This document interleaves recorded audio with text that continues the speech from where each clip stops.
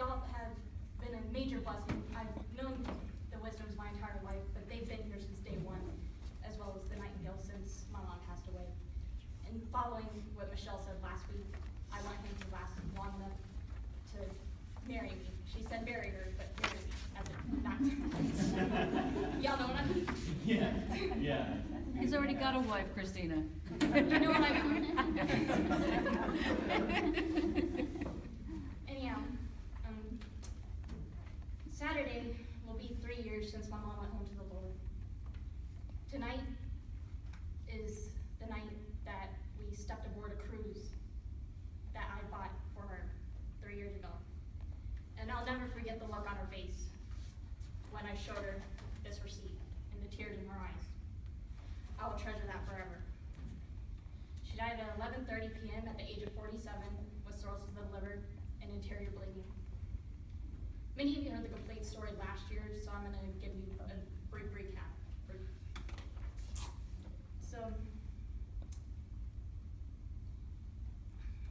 it was supposed to be from October 5th today to the 13th. We were having a blast. We were living our dream together, and nothing else mattered. We were both so happy. The third night, she got sick at the table, at the dinner table, and started vomiting. She vomited right at the table. But little did I know that that was blood. All night that night, she was vomiting in the bucket in the trash.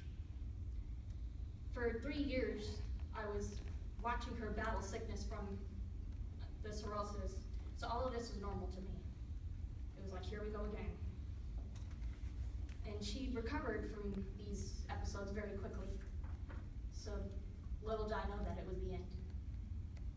The next day, we went to the health center, and she wasn't conscious and the liver wasn't responding. Unfortunately, she required more care than the ship could provide, so they had to take her to the Jamaican hospital. They didn't let me go with her because we didn't have a passport. We didn't have a passport because we departed from Galveston, and they told us all we needed was our birth certificates. That's Galveston.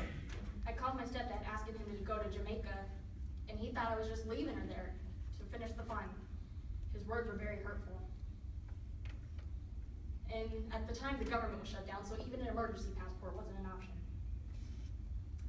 Disney sent a crew member with my mom, and I was crying as the ambulance was about to take her away and the ship was about to sail.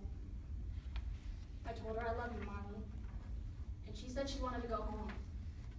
She got her wish, just not what she was thinking. So the hospital called and said that she was stable and that they called me the next morning so I could talk to her. Again, this was all normal stuff, so my hopes and prayers were that she would be okay the next day and possibly be able to fly her to Grand Cayman or Cozumel to finish the trip. That night around 11:30, I saw a shooting star. The next morning, I waited for the front desk for the call.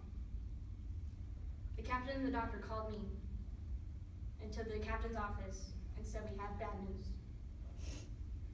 I thought that the bad news was that she was stuck in Jamaica because of the passport issue, or that she just wasn't doing well. But it was your mom passed away last night at 11:30. I froze in shock thinking, you can't take those words back. And I'm not dreaming.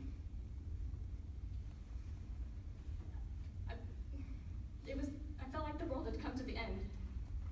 We were everything to each other. She was my best friend. She was my heart of the ocean.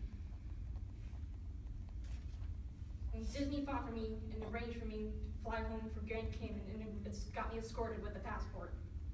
They also